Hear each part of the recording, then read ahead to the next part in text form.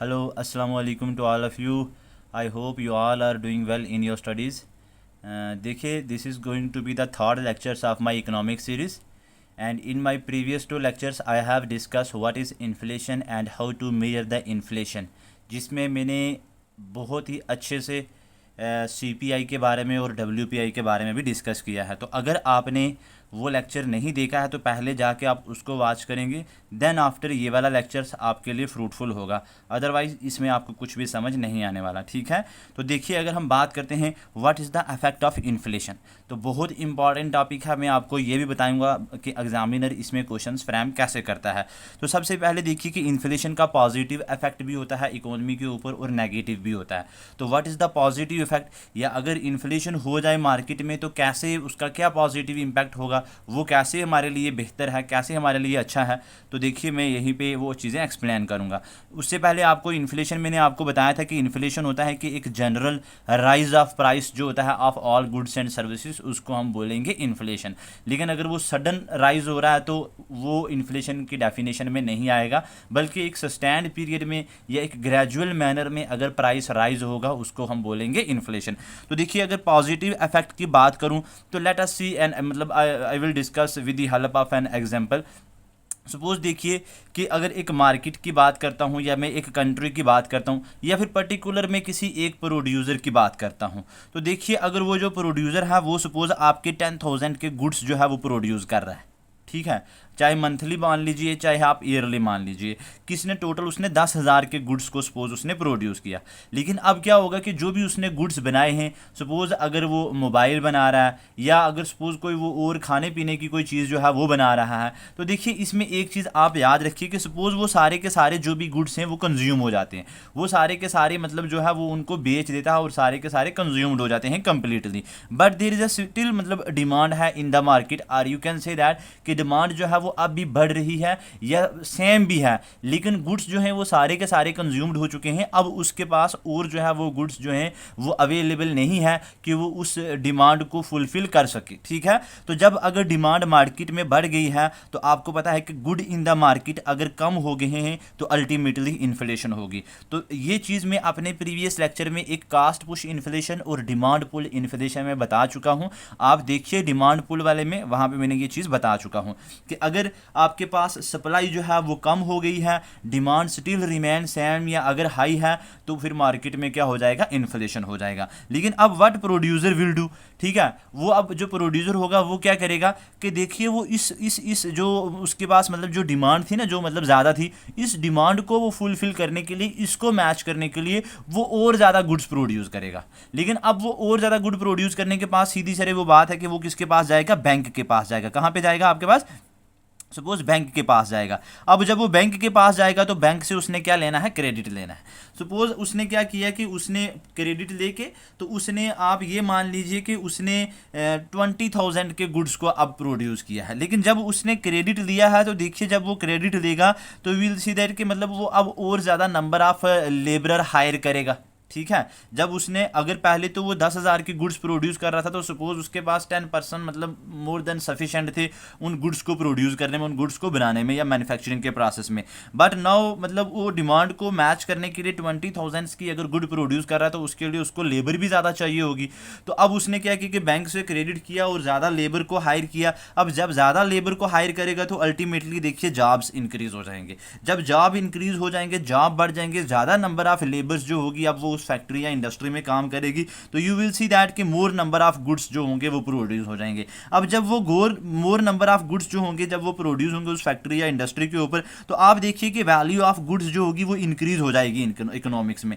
और जब वो वैल्यू गुड्स की इंक्रीज होगी तो यू विल सी दैट कि GDP of the country gets increase which in turns fuel growth. जब जीडीपी बढ़ जाएगी तो उसी को हम बोलते हैं ग्रोथ। तो can you tell me the difference between the growth and development, आप मुझे ये बताएंगे कि ग्रोथ और डेवलपमेंट में क्या डिफरेंस होता है कमेंट सेक्शन में।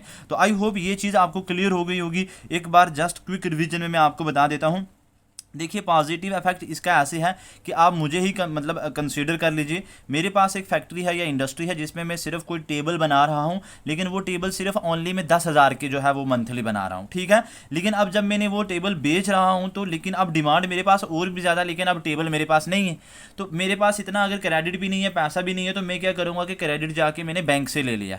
तो जब बैंक से ले लूँगा तो मैं डिमांड को मैच करने के लिए मैंने क्या किया कि पहले अगर मेरे पास 10 बंदे काम कर रहे थे, तो अब मैं क्या करूँगा कि 10 को और मतलब जॉब दे दूंगा। जब 10 को और दे दूंगा तो टोटल नंबर ऑफ जो वर्कर्स मेरे पास मेरी फैक्ट्री में इंडस्ट्रीज में हो जाएंगे, वो हो जाएंगे 20।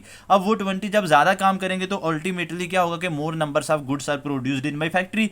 देन अल्टीमेटली जब ज़्यादा गुड्स प्रोड्यूस होंगे तो उनकी वैल्यू इकोनॉमिक्स में बढ़ जाएगी, वैल्यू बढ़ जाएगी तो यू कैन से दैट कि जीडीपी बढ़ेगी, जीडीपी बढ़ेगी तो ग्रोथ होगी। तो means you can say that कि एक पॉजिटिव या एक मॉडरेट जो टाइप ऑफ इन्फ्लेशन है वो ऑलवेज बेनिफिशियल होती है फॉर द इकोनॉमी, ठीक है ना, फॉर द इकोनॉमी। समझ आ गई ना।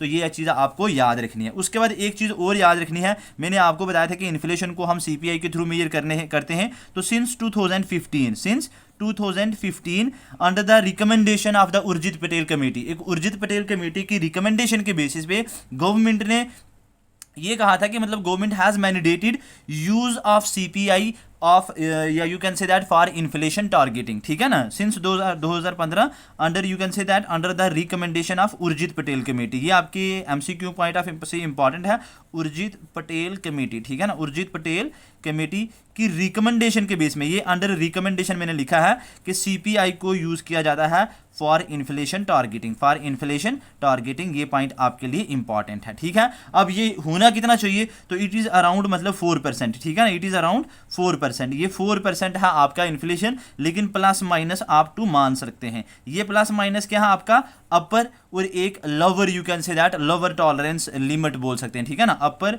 And lower limit tolerance. ये चीज़ आपके एमसीक्यू पॉइंट ऑफ से इंपॉर्टेंट है कि कौन सी कमेटी के रिकमेंडेशन के बेसिस पे सीपीआई को कंसीडर किया जाता है फॉर द इन्फ्लेशन टारगेटिंग। तो फर्स्ट ऑफ ऑल कौन सा आ जाएगा, उर्जित पटेल कमेटी। तो ये टोटल वैसे इन्फ्लेशन का टारगेट कितना होना चाहिए 4%, लेकिन प्लस माइनस 2 ऊपर नीचे चल सकता है। और ये उसकी मतलब अगर प्लस करेंगे तो आप 6 हो जाएगा, माइनस करेंगे तो 2 तक आ जाएगा। तो ये अपर एंड लोअर लिमिट टॉलरेंस है, इतना आपको याद रखना है, ठीक है। अब सेकंड इंपॉर्टेंट पॉइंट आ जाएगा नेगेटिव इफेक्ट ऑफ इन्फ्लेशन, बहुत इंपॉर्टेंट है, ये एग्जामिनर्स पेपर में पूछते हैं। देखिए इसका नेगेटिव इफेक्ट क्या होगा। सबसे पहले लेंडिंग रेट या इंटरेस्ट रेट। आप मुझे ये बताइए कि लेंडिंग रेट पे या फिर इंटरेस्ट रेट पे इन्फ्लेशन का क्या इफेक्ट पड़ेगा, ठीक है ना। लेंडिंग रेट पे या इन्फ्लेशन इस पे, सॉरी आपका जो इंटरेस्ट रेट है इस पे इन्फ्लेशन का क्या इफेक्ट पड़ेगा। तो देखिए लेंडिंग रेट कौन सा होता है, मतलब the rate of interest that a bank lends to its customer, मतलब एक ऐसा रेट ऑफ इंटरेस्ट जिस पे बैंक अपने कस्टमर को पैसा देता है, जिस रेट ऑफ इंटरेस्ट पे देता है उसको हम बोलेंगे लेंडिंग रेट, या फिर उसको हम क्या बोलेंगे आपका इंटरेस्ट रेट। फॉर एग्जांपल अगर मैं बैंक से जो है क्रेडिट ले रहा हूं तो जिस बैंक रेट पे मुझे वो देगा 4%, 6%, 10% के हिसाब से, उसको हम बोलेंगे इंटरेस्ट रेट या फिर लेंडिंग रेट। समझ आ गई। तो अब देखिए कि जब कहता है कि मार्केट में अगर इन्फ्लेशन हो जाएगी तो इस लेंडिंग रेट पे या इंटरेस्ट रेट पे क्या इफेक्ट पड़ना है।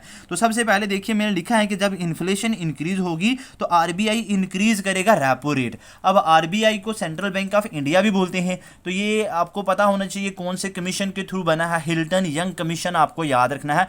हिल्टन यंग कमीशन के बाद ये उसकी रिकमेंडेशन के अकॉर्डिंगली इस आरबीआई को बनाया गया है। तो जब भी सॉरी और देखिए जब मैंने कहा कि अगर सपोज मार्केट में इन्फ्लेशन हो रही है तो आरबीआई इंक्रीज करेगा रेपो रेट। तो अब व्हाट इज रेपो रेट। देखिए रेपो रेट एक ऐसा रेट होता है कि जिसमें बैंक जो है वो बारो करता है आरबीआई से। तो देखिए मैंने ये कहा कि सपोज ये एक छोटा बैंक है, सपोज एक कमर्शियल बैंक है, सपोज जेके बैंक है, ठीक है। तो जब ये जेके बैंक या एसबीआई कोई भी बैंक जो होगा, जब वो आरबीआई सपोज ये आरबीआई आ गया, ठीक है। तो जब वो आरबीआई से बारो करेगा तो जिस रेट ऑफ इंटरेस्ट पे बारो करेगा उसको हम बोलेंगे रेपो रेट, ठीक है। या आप ये भी बोल सकते हो कि आरबीआई जिस रेट ऑफ इंटरेस्ट पे बैंकों को पैसा देता है उस रेट ऑफ इंटरेस्ट को हम बोलेंगे रेपो रेट। तो आई होप ये क्लियर हो गया होगा। तो जब भी इन्फ्लेशन इंक्रीज होगी तो आरबीआई क्या करेगा कि रेपो रेट को इंक्रीज कर देगा। वो रेपो रेट को क्यों इंक्रीज करता है, टू कंट्रोल द इन्फ्लेशन। तो जब वो देखो वो रेपो रेट को इंक्रीज करेगा तो यू कैन से दैट कि bank increase the rate at which they land. Means अगर बैंकों को आरबीआई से ही हायर रेट पे मिल रहा है तो बैंक जो होंगे वो आगे कस्टमर्स को, मतलब मुझे आपको वो भी हायर रेट पे देंगे। तो जब देखिए हाई रेट पे आपको वो क्रेडिट देंगे तो it means you can say that कि इंटरेस्ट रेट जो होगा वो बढ़ जाएगा। आपको नहीं समझ आया, देखिए ये आरबीआई है, आरबीआई ने इस बैंक को पैसा दिया, ठीक है। तो जब इन्फ्लेशन हो गई तो आरबीआई ने क्या किया कि रेपो रेट को इंक्रीज कर दिया, ठीक है, रेपो रेट को इंक्रीज कर दिया। अब जब देखो बैंक ने ही हाई रेट ऑफ इंटरेस्ट पे अगर आरबीआई से लिया है तो बैंक भी ऑब्वियसली आगे जो कस्टमर्स को होगा वो हाई रेट पे देगा। सपोज अगर पहले 4% पे दे रहा था, अब सपोज 8% पे देगा या 6% पे देगा। तो देखिए जो बैंक जिस रेट पे आगे लोगों को लेंड करता है उसी को तो हम बोलते हैं लेंडिंग रेट। तो इट मीन्स जब मार्केट में इन्फ्लेशन होगी तो लेंडिंग रेट जो होगा वो बढ़ जाएगा, या यू कैन से दैट कि इंटरेस्ट रेट जो होगा वो हाई हो जाएगा। तो अगर एग्जामिनर ऐसा पूछे कि when there is a inflation in the market तो उस पर क्या इफेक्ट होगा लेंडिंग रेट पे, वो इंक्रीज होगा, डिक्रीज होगा, रिमेन कॉन्स्टेंट, ऐसा कौन सा, ठीक है ना, या मतलब ऑल ऑफ द अबव, ऐसा कुछ भी। तो आपको ये याद रखना है कि इंटरेस्ट रेट हमेशा इंक्रीज होता है। सेकंड इंपॉर्टेंट चीज इन्फ्लेशन एंड गवर्नमेंट, मतलब जब इन्फ्लेशन हो जाएगी तो गवर्नमेंट के ऊपर उसका क्या इफेक्ट पड़ता है। तो देखिए for example when there is a high inflation in the market, तो मैंने 3 अलग अलग यहाँ पे स्टार्स बनाए हैं। आई होप आप इन चीज़ों पे फोकस करेंगे तो आपको एक बड़ा अच्छा सा एक लिंक आपको बनेगा, तो आपको बड़े अच्छे से ये चीज़ क्लियर हो जाएगी। तो देखिए जब आपको पता है कि हाई इन्फ्लेशन है तो सपोज आप कोई रोड बना रहे हैं, कोई इंफ्रास्ट्रक्चर बिल्ड कर रहे हैं, कोई हॉस्पिटल बना रहे हैं, कोई स्कूल बना रहे हैं, कॉलेज बना रहे हैं, यूनिवर्सिटी बना रहे हैं, तो ऑब्वियसली देखिए कि जब इन्फ्लेशन हाई होगी तो इनपुट कास्ट जो होगी वो भी हाई हो जाएगी। मतलब जो मटेरियल आप यूज़ कर रहे हैं किसी चीज़ को बनाने के लिए वो भी अल्टीमेटली क्या हो जाएगा, हाई होगा। और यू कैन से दैट कि सपोज लेस नंबर, जब भी इन्फ्लेशन होगी तो इनपुट की कास्ट जो होगी वो हाई होगी। तो in other word you can say that कि less number of bridges, road, other infrastructure जो है विल बी कंस्ट्रक्टेड, मतलब रोड या रेलवेज या ब्रिजेस जो होंगी वो भी कम कंस्ट्रक्ट होंगे, क्योंकि जब इनपुट की कास्ट ही हाई है तो आप फिर वो उन चीज़ों को नहीं बना पाएंगे। तो जब आप उन चीज़ों को इंफ्रास्ट्रक्चर क्रिएट नहीं कर पाएंगे तो ऑब्वियसली ग्रोथ जो होगी है वो लो होनी है। तो जब लो ग्रोथ होनी है तो आपके पास टैक्स कलेक्शन भी कम होगा, क्योंकि टैक्स कौन देता है, मैं और आप ही देते हैं, लेकिन तभी देंगे ना जब हमारी उतनी सपोज सैलरी होगी। तो जब हमारी सैलरी ही नहीं है, हमारे पास उतनी इनकम ही नहीं है, तो हम टैक्स क्या देंगे। तो इट मीन्स अगर ग्रोथ ही नहीं होगी तो टैक्स कलेक्शन भी कम होगा। तो जब टैक्स कलेक्शन कम होगा तो it means high fiscal deficit होगा। तो हाई फिस्कल डेफिसिट होगा तो हाई डेप्ट बर्डन होगा, हाई डेट बर्डन होगा, ठीक है। व्हाट इज फिस्कल डेफिसिट, देखिए उससे पहले मैं आपको एक चीज बताऊंगा। सपोज ये गवर्नमेंट है तो गवर्नमेंट एक्सपेंडिचर जब भी करती है ना गवर्नमेंट का, तो गवर्नमेंट की 2 चीजें होती हैं, एक होता है एक्सपेंडिचर और एक होता है इनकम। तो गवर्नमेंट का एक्सपेंडिचर हमेशा ज्यादा रहता है, इनकम हमेशा कम रहता है, इसको हम बोलेंगे बजट डेफिसिट। मतलब क्या हो गया, बजट डेफिसिट। सपोज अगर मैं अर्न कर रहा हूं अराउंड 50,000 पर मंथ, लेकिन मेरा जो एक्सपेंडिचर है वो है अराउंड 60,000 पर मंथ, तो यू विल से दैट कि मैं 10,000 रुपया मतलब वो लॉस में चल रहा हूं। तो इट मीन्स ये हो गया बजट डेफिसिट। लेकिन जब उस बजट डेफिसिट को गवर्नमेंट मीट करने के लिए, उसको फुलफिल करने के लिए गवर्नमेंट क्या करती है कि सपोज बारो करती है, ठीक है ना, किसी बैंक से, एक्सटर्नल या इंटरनल सोर्स से। तो मतलब यू कैन से दैट कि फिस्कल डेफिसिट होता है सिंपल, एक तो डेप्ट गवर्नमेंट के ऊपर कितना है प्लस बोरोइंग, प्लस क्या, बोरोइंग। जो गवर्नमेंट बारो करती है उस एक्सपेंडिचर को मीट करने के लिए उसको हम बोलेंगे फिस्कल डेफिसिट। ये चीज़ ऑब्वियसली जब मैं आपको बजट वाला टॉपिक पढ़ाऊंगा, बजट वाला चैप्टर पढ़ाऊंगा, वहाँ पे अच्छे से बजट डेफिसिट क्या होता है, रेवेन्यू डेफिसिट क्या है, फिस्कल डेफिसिट क्या है, ये सारी चीज़ें मैं अच्छे से वहाँ पे भी कवर करूँगा। यहाँ पे आप बस ये याद रखिए कि गवर्नमेंट का एक्सपेंडिचर जो है वो ज़्यादा है और उसका जो इनकम है वो कम है, ठीक है। तो जब अब उसका एक्सपेंडिचर ज़्यादा होगा तो अल्टीमेटली उसके ऊपर बर्डन भी ज़्यादा होगा। तो मतलब हाई इन्फ्लेशन होगी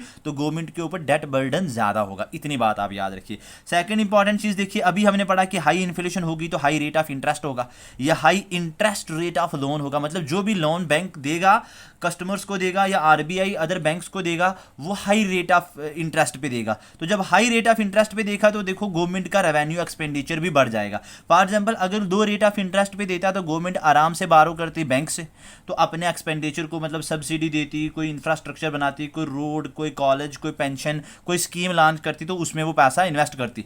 लेकिन अब जब गवर्नमेंट को हाई रेट ऑफ इंटरेस्ट पे अगर मिल रहा है तो it mean means you that कि गवर्नमेंट का फिर एक्सपेंडिचर भी उतना ज़्यादा बढ़ जाएगा। तो जब इतना ज़्यादा बढ़ जाएगा तो उसके ऊपर मतलब और ज़्यादा फिस्कल डेफिसिट हो जाएगा, गवर्नमेंट और ज़्यादा कर्जे के नीचे डूब जाएगी। थर्ड इंपॉर्टेंट चीज़ देखिए, अगर हाई इन्फ्लेशन होगी तो हाई इंटरेस्ट रेट होगा। अगर हाई इंटरेस्ट रेट होगा देखो तो अगर सपोज गवर्नमेंट क्या करेगी, गवर्नमेंट ने बारो किया आरबीआई से, ठीक है ना, आरबीआई से बारो किया। अर्लियर गवर्नमेंट सपोज अगर 4% के हिसाब से आरबीआई से बारो कर रही थी, लेकिन अब मार्केट में इन्फ्लेशन हो रही है तो आरबीआई गवर्नमेंट को पैसा दे रहा है लेकिन 8% के हिसाब से दे रहा है। तो जब देखिए अब गवर्नमेंट अगर इतने हाई रेट पे अगर सपोज आरबीआई से बारो करेगा तो it means you can say that कि फिर गवर्नमेंट जो होगी वो लेस स्पेंड करेगा, चाहे वो इंफ्रास्ट्रक्चर है, चाहे सोशल सर्विस है, चाहे कोई स्कीम है, उनके ऊपर वो लेस स्पेंड पे करेगा। तो जब लेस स्पेंड करेगा तो यू कैन से दैट कि लेस सोशल डेवलपमेंट होगी, स्कूल या कॉलेजेस हॉस्पिटल जो होंगे ये फिर इतने अच्छे नहीं बन पाएंगे। तो समझ आ गई आपको कि इन्फ्लेशन का गवर्नमेंट के ऊपर क्या इफेक्ट पड़ता है। तो जब भी इन्फ्लेशन होगी गवर्नमेंट के ऊपर डेट बर्डन ज़्यादा हो जाएगा, जब भी इन्फ्लेशन होगी तो हाई फिस्कल डेफिसिट होगा, जब भी इन्फ्लेशन होगी तो सोशल डेवलपमेंट जो होगी वो कम होगी। आई होप कि ये चीज़ आपको क्लियर से आई होगी, अगर नहीं आया तो आप इसको थोड़ा सा पीछे करके दोबारा से देखिए। नेक्स्ट इंपॉर्टेंट है देखिए कि इन्फ्लेशन एंड इंडस्ट्री, मतलब जब if there is a inflation in the market तो व्हाट इज द मतलब what will be the effect on the industries, ठीक है। तो फर्स्ट ऑफ ऑल देखिए high cost of raw material, अगर इन्फ्लेशन ज़्यादा होगी तो इंडस्ट्रीज में जिस भी चीज़ की मैन्युफैक्चरिंग हो रही है, आप कोई भी चीज बना रहे हैं तो देखिए उसका जो रॉ मटेरियल है अल्टीमेटली उसकी कॉस्ट ज्यादा होनी है। सेकंड इंपॉर्टेंट थिंग देखिए रॉ मटेरियल की कॉस्ट ज्यादा है, लेबर की कॉस्ट भी ज्यादा होनी है। लेबर की कॉस्ट भी ज्यादा होनी है तो यू विल से दैट के discourage investment. For example if a person मैं अगर मैं अपनी बात करूंगा तो अगर देखिए मेरी कोई इंडस्ट्रीज या कोई फैक्ट्री थी, अब अगर इन्फ्लेशन हो जाती है तो मैं क्या करूंगा कि मैं उस अपने बिजनेस को फर्दर एक्सपेंड नहीं कर पाऊंगा क्योंकि मेरे पास क्रेडिट ही नहीं होगा। तो अगर मैं क्रेडिट बैंक से भी ले रहा हूं तो बैंक तो मुझे हाई रेट ऑफ इंटरेस्ट पे देगा, तो मैं बैंक से फिर वो हाई रेट ऑफ इंटरेस्ट पे इतना बारो नहीं कर पाऊंगा। तो जब मैं बारो नहीं कर पाऊंगा तो मैं कहीं ना कहीं आप ये देखिए कि मैं अपने उस बिजनेस को एक्सपेंड नहीं कर पाऊंगा, या मैं अगर कोई नया बिजनेस भी खोलना चाहता हूं तो मैं उसको नहीं खोल पाऊंगा क्योंकि due to the low availability of credit. तो मेरे पास लो अवेलेबिलिटी ऑफ क्रेडिट हुआ कैसे, क्योंकि इन्फ्लेशन हो गई। तो इन्फ्लेशन हो गई तो मैं अब हाई रेट ऑफ इंटरेस्ट में बैंक से बारो नहीं कर सकता, तो बैंक से बारो नहीं करूंगा तो मेरा बिजनेस भी एक्सपेंड नहीं कर पाता मैं, क्योंकि मैं उस पर फिर इन्वेस्ट कहां से करूंगा। या फिर अगर मैं कोई नया बिजनेस भी खोलना चाहूंगा तो मैं नया भी नहीं खोल सकता, उसको बोलते हैं डिस्करेज इन्वेस्टमेंट। तो when there is a inflation in the market you will say that कि इन्वेस्टमेंट जो होगी वो कम हो जाएगी। तो इन्वेस्टमेंट कम होगी तो कम इंफ्रास्ट्रक्चर बनेगा, कम इंफ्रास्ट्रक्चर बनेगा तो लो ग्रोथ होगी, लो ग्रोथ होगी less collection, less tax collection होगा, ठीक है ना। तो इस तरीके से याद रखिए। उसके बाद देखिए अगर इन्फ्लेशन होगी तो हाई बैंक इंटरेस्ट होगा, मतलब आपको जो बैंक होगा वो हाई रेट ऑफ इंटरेस्ट पे पैसा देगा। तो हाई पे देगा तो it means you can say that कि you have a low availability of the credit, you have less amount of money, you have less amount of liquidity to invest in your business, to expand your business, ठीक है ना। तो यहाँ पे वही लिखा है कि अगर आपके पास लो अवेलेबिलिटी ऑफ क्रेडिट होगी then you have less expansion of business, आप अपने बिजनेस को और ज्यादा एक्सपेंड नहीं कर पाएंगे। And finally in discourage the investment. तो what is the effect of inflation on the industries, कि इंडस्ट्रीज में क्या होगा कि आप अपने बिजनेस को एक्सपेंड नहीं कर पाएंगे, आपका बिजनेस जो होगा वो एक स्टैग्नेंट मैनर में रह जाएगा, ठीक है। आप कोई नया बिजनेस जो है वो नहीं खोल सकते। तो ये चीज़ आपको तीनों के बारे में पता होना चाहिए जो मैंने आपको बताया। एक तो पॉजिटिव इफेक्ट, सेकंड मैंने बताया आपका लेंडिंग रेट और इंटरेस्ट रेट पे जो है ऑब्वियसली इन्फ्लेशन होगी तो ये ज़्यादा बढ़ जाना है। थर्ड मैंने आपको बताया कि हाई इन्फ्लेशन होगा तो गवर्नमेंट के ऊपर क्या इफेक्ट पड़ना है, और उसके बाद मैंने आपको बताया है कि इन्फ्लेशन अगर होगी तो इंडस्ट्रीज के ऊपर क्या इफेक्ट पड़ना है, ठीक है। उसके बाद अगर देखिए आप इसका स्क्रीनशॉट भी ले सकते हैं, अदरवाइज मैं इसको आपको क्या करूँगा कि PDF शेयर कर दूंगा, ठीक है। नेक्स्ट इंपॉर्टेंट देखिए आपका इन्फ्लेशन एंड ग्रोथ।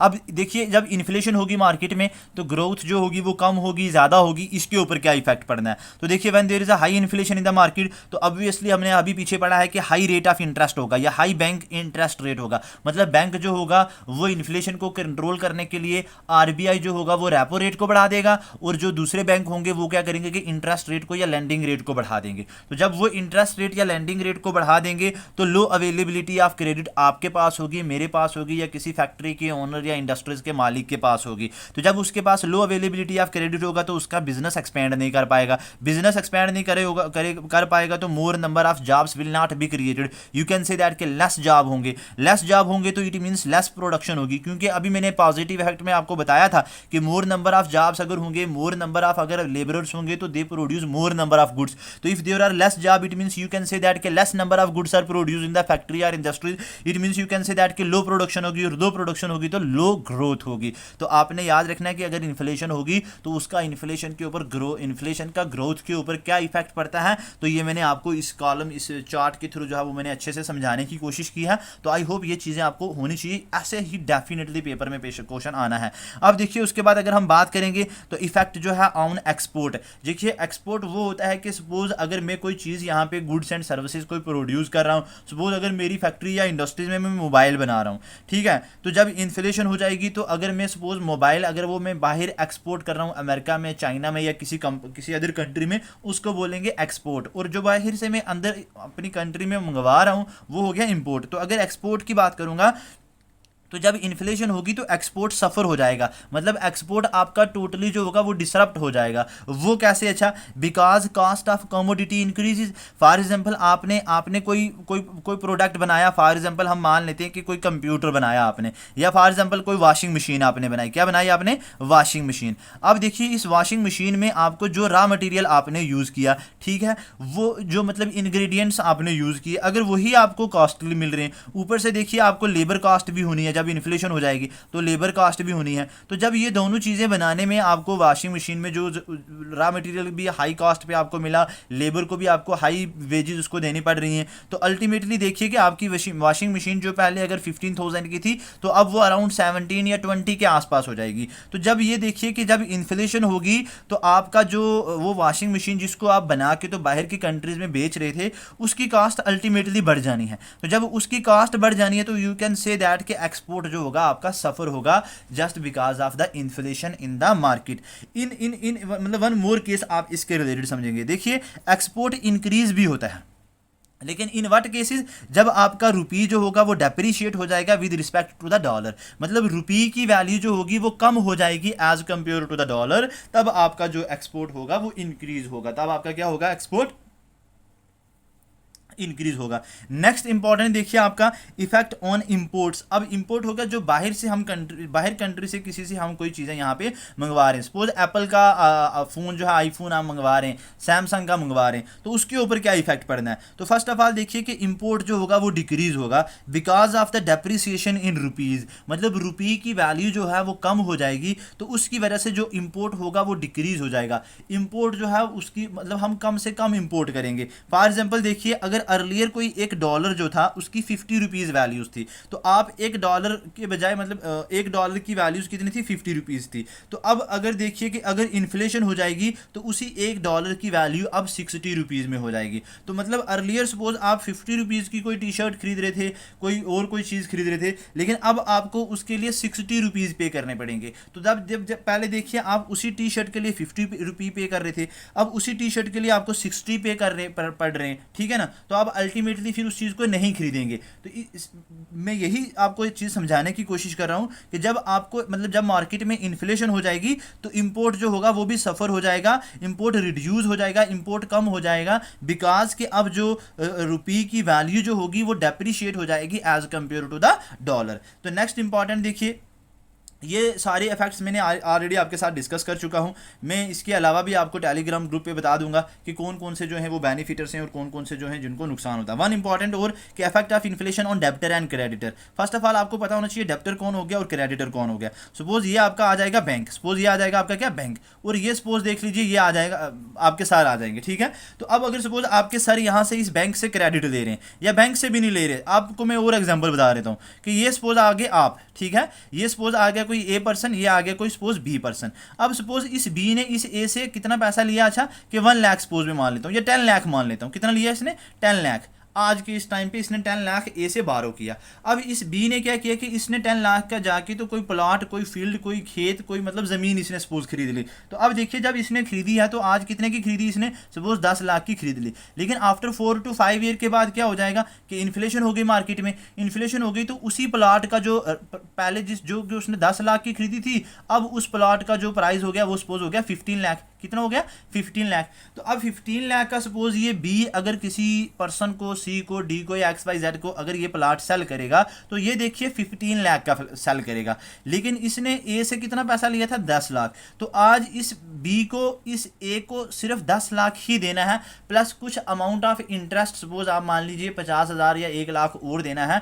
तो आप ये मान लीजिए कि इसको वही 10 लाख मिलना है, लेकिन इस जो आपका डेप्टर था इसको कितना मिल गया, इसको 15 लाख, मतलब इसको 5 लाख जो था वो बेनिफिट हुआ। तो मैं ये कहना चाहता हूं कि जब इन्फ्लेशन होगी तो डेप्टर को बेनिफिट होगा और क्रेडिटर को नुकसान होगा। अगर नहीं समझ आया तो प्लीज एक बार इसको पीछे करिए, फिर से देख लीजिए, ठीक है। कि सपोज क्रेडिटर क्या करेगा, क्रेडिटर वो हो गया जो लोन दे रहा है, जो क्रेडिट को अवेलेबल कर रहा है आपके लिए। सपोज अगर मैं आपको क्रेडिट दे रहा हूं तो इट मींस मैं क्रेडिटर हो गया, और आप अगर ले रहे हो मुझसे तो आप हो गए डेप्टर। तो आज अगर मैं आपको 10 लाख दिया, आपने उस 10 लाख का जाके कोई मकान बना लिया, ठीक है। 5 साल के बाद आपने मतलब इन्फ्लेशन हो गई है तो आपने मुझे तो वही 10 लाख पे करना है ना, लेकिन आपने उस मकान को 20 लाख का सपोज बेचा, तो आपको 10 लाख बेनिफिट हो गया ना। तो ये चीज आप याद रखिए। उसके बाद नेक्स्ट इंपॉर्टेंट क्वेश्चन है कि what happen if inflation rises sharply या who tries to control it. देखिए क्वेश्चन ये है कि मतलब अगर इन्फ्लेशन बहुत तेजी से बढ़ रही है तो क्या होगा उससे, तो सेकंड आगे कि मतलब इसको कंट्रोल कौन करेगा। तो अब देखो मैंने आपको ये तो बता चुका हूँ कि क्या होगा अगर इन्फ्लेशन होगी, मतलब ग्रोथ जो होगी वो डिसरप्ट हो जाएगी। उसके बाद मैंने आपको बताया एक्सपोर्ट जो होगा वो सफ़र करेगा, इंपोर्ट भी आपका रिड्यूस हो जाएगा, गवर्नमेंट की जो इंफ्रास्ट्रक्चर बनाना था वो भी डिसरप्ट हो जाएगा। तो मतलब मैंने सारे इफेक्ट तो बता दिए, लेकिन अब इस इन्फ्लेशन को कंट्रोल कौन करेगा। तो देखो दो मेन बॉडीज हैं, एक सपोज आ जाएगा आपका आरबीआई और एक आ जाएगा आपका गवर्नमेंट। आरबीआई यूज करता है अपने मॉनेटरी पॉलिसी टूल या अपने मॉनेटरी पॉलिसी के थ्रू क्या करता है कि आरबीआई इन्फ्लेशन को कंट्रोल करता है, और गवर्नमेंट जो है वो अपनी फिस्कल पॉलिसी के थ्रू जो है वो गवर्नमेंट इन्फ्लेशन को कंट्रोल करता है। अब what is the difference between the monetary policy and the fiscal policy, अलग से चैप्टर आएगा, अलग से चैप्टर में अच्छे से बताऊंगा, बिकॉज कि ये इट इज मतलब you can say that a very grey area for your exam perspective, और एग्जामिनर डेफिनेटली इन पे क्वेश्चंस जो है मतलब सभी एग्जाम्स में आपको देखने को मिलेंगे। तो यहाँ पे देखिए अगर मैं आरबीआई की बात करूंगा तो मॉनेटरी पॉलिसी को वो यूज करता है। फॉर एग्जाम्पल अगर if there is a inflation in the market तो आरबीआई क्या करता है कि मनी को रिड्यूस कर देता है, ठीक है ना। वो क्या करेगा कि डिमांड को कंट्रोल करता है by reducing the amount of liquidity in the hand of peoples. मतलब क्या करेगा कि आरबीआई क्या करेगा इस मॉनेटरी पॉलिसी के टूल्स के through for example repo rate को हाई कर देगा। रेपो रेट को हाई करेगा तो लो अवेलेबिलिटी ऑफ क्रेडिट हो जाएगी, लो अवेलेबिलिटी ऑफ क्रेडिट होगी तो डिमांड कम होगी, डिमांड कम होगी तो अल्टीमेटली इन्फ्लेशन कंट्रोल होनी है ना। तो बस ये याद रखिए कि आरबीआई मॉनेटरी, जहां पे भी बात आरबीआई की आएगी तो वहां पे मॉनेटरी पॉलिसी, जहां पे गवर्नमेंट की बात आएगी वहां पे फिस्कल पॉलिसी। अब देखिए अगर मैं फिस्कल पॉलिसी की बात करूं, ये मैं एक्सप्लेन कर चुका हूं। फिस्कल पॉलिसी की बात करूं तो देखिए फिस्कल पॉलिसी में क्या होता है कि गवर्नमेंट अपने एक्सपेंडिचर को रिड्यूस करता है। कैसे करता है, मैंने आपको बताया था कि गवर्नमेंट बहुत सारी स्कीम्स जो है वो लॉन्च करती है। जैसे मैंने प्रीवियस लेक्चर में आपको बताया था जुनानी सुरक्षा योजना है, उसमें मतलब लैक्टेटिंग मदर्स को कुछ मतलब देना 6,000 पर मंथ, या फिर अगर देखिए कि सपोज कोई पेंशन्स के थ्रू, सब्सिडीज़ के थ्रू गवर्नमेंट जो है वो पैसे लोगों को देती है। लेकिन अगर गवर्नमेंट उससे क्या होता है कि लोगों के पास पैसा जाता है तो डिमांड जनरेट होती है मार्केट में, तो अल्टीमेटली इन्फ्लेशन होती है। लेकिन अगर अब मार्केट में इन्फ्लेशन हो गई है तो गवर्नमेंट क्या करता है कि अपने उस एक्सपेंडिचर को मतलब जो है वो रिड्यूस कर देती है, ठीक है ना। तो बाई रिड्यूसिंग इट्स एक्सपेंडिचर, जो सब्सिडीज़ पे दे रहा था, जो पेंशन्स के लिए दे रहा था, जो कोई अलग अलग स्कीम सोशल सेक्टर में दे रहा था, उनके ऊपर जो एक्सपेंडिचर था उसको रिड्यूस करेगा तो इन्फ्लेशन अल्टीमेटली कंट्रोल हो जाएगी। लेकिन जब सपोज मार्केट में डिफ्लेशन है, मतलब इन्फ्लेशन बहुत कम हो गई है, तो उस वक्त क्या गवर्नमेंट क्या करेगा कि ज़्यादा स्पेंडिंग करेगा, ज़्यादा एक्सपेंडिचर करेगा, ताकि ज़्यादा लोगों के पास पैसा जाए, तो ताकि दोबारा से जो है वो रेट स्टेबल हो जाए, ठीक है ना। तो जो प्राइसेस जो हैं वो स्टेबल हो जाएं। उसके बाद कुछ अदर एडमिनिस्ट्रेटिव मेजर्स, देखिए कंट्रोलिंग होर्डिंग। अगर आपने रीजंस या काज ऑफ इन्फ्लेशन पढ़ा है तो मैंने वहाँ पे होर्डिंग अच्छे से बताया था। तो देखिए इसमें क्या है कि increase the flow of goods market, मतलब गुड की जो यू कैन से दैट के मूवमेंट जो है मार्केट में ज़्यादा हो जाएगी, and reduce cost push factors और अदर कॉस्ट पुश फैक्टर जो हैं which I have discussed in my previous lecture, please go back and watch those lectures. तो ये क्या होगा कि कंट्रोल होर्डिंग का मैंने आपको बताया था कि मतलब चीज़ों को क्या कर देना कि हाइड कर देना। तो जब देखिए आप अच्छे से सप्लाई करेंगे रॉ मटेरियल्स की, अच्छे से जो गुड्स आपने मैन्युफैक्चर किए हैं उनको सप्लाई करोगे तो अल्टीमेटली जो होगा सप्लाई मिसमैच नहीं होगा, तो अल्टीमेटली इन्फ्लेशन नहीं होनी है। उसके बाद देखिए regulating cartelization and encroaching competition, मैंने आपको कहा था कि अगर देखिए कार्टेलाइजेशन होता है कि जब दो शू सेलर के बीच में या दो शॉपकीपर के बीच में एक एग्रीमेंट हो जाता है कि हम इतने ही प्राइस पे इस चीज़ को सेल करेंगे, उससे हम कम नहीं करेंगे,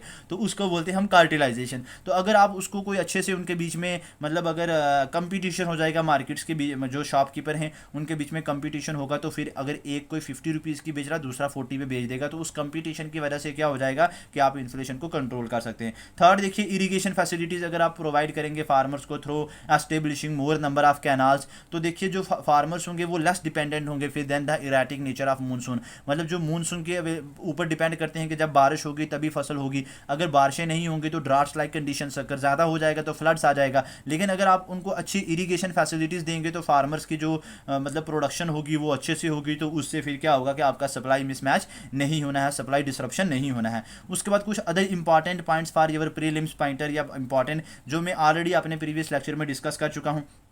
फॉर एग्जाम्पल सीपीआई रूरल है, अर्बन है, सीपीआई कंबाइंड है, इन तीनों को NSO national statistical office issue करता है। अंडर किसके अंडर मिनिस्ट्री कौन सी है? Mostly ministry of statistics and programme implementation. उसके बाद CPI agricultural labour, rural labour और इंडस्ट्रियल वर्कर, इनको डिपार्टमेंट ऑफ लेबर ब्यूरो जो है वो जो है इनको रिलीज करता है, इन तीनों इंडाइसिस को। उसके बाद जो आ गया IIP index of industrial production, NSO करता है under MoSPI. WPI wholesale price index, ये OEA office of economic adviser, ये भी अंडर आपका आता है किसके? Ministry of commerce industry. And index of 8 core industries, ये भी ओईए के अंडर आता है, under the ministry of commerce and industry. Already I have discussed in my previous lecture, please आप जाइए उनको भी देखिए और इसको भी अच्छे से देखिए, नोट डाउन कीजिए, नहीं तो मैं आपको पीडीएफ शेयर कर दूंगा। ये बहुत ही इंपॉर्टेंट टॉपिक है आपके एग्जाम पर्सपेक्टिव से। तो मैंने जो आपका इन्फ्लेशन का टॉपिक है, इसके अलावा आप अगर इसको अच्छे से कर देते हैं तो you need not to go anywhere, you need not to read the Ramesh Singh book, you need not to read the Vivek Singh book, you need not to read the Shri Ram IAS notes.